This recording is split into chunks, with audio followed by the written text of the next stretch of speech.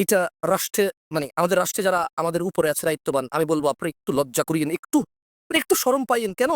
একটা হত্যা হয়েছে, এটা তো আপনার কাজ, আপনি এটা বিচার করবেন না। আপনার কাছে যাইতে হয় কেন? চাইতে হয় কেন? রাস্তায় নামতে হয় কেন?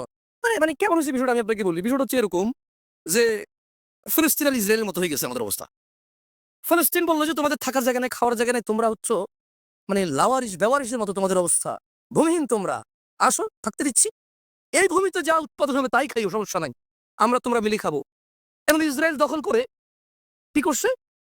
এখন ফিলিস্তিনিরা বলে যে আমাদেরকে দাও, আমাদের ভূমি। আরে ভাই, মেহমানের কাছে গৃহস্থ বলতেছে ভাই আমার ঘর আমাকে ফিরিয়ে দাও। তো একটা অন্যায় হবে, অবিচার হবে, এটার যে শাসক হবে রাষ্ট্রে, সে তো নিজ থেকে এটার বিচার কার্যক্রম শুরু করে দেবে এবং এটা সে প্রমাণ করবে যে রাষ্ট্রের মানুষ অপেক্ষা। আর রাষ্ট্রের মানুষ তো স্বস্তিতে থাকতে হবে যে হ্যাঁ, উনি আগের বিচারটা করছে, এটাও করবে। উনি অমুক বিচার করেছিল, এটাও করবে। আমরা দেখি নাই এদেশে মানুষ শেখ হাসিনাকে আম্মা ডেকে বিচার চাইছে, তারপরও পাই নাই। তো এখন কি আপনারা পুরুষ আপনাদেরকে আব্বা ডেকে বিচার চাইবো আমরা এখন?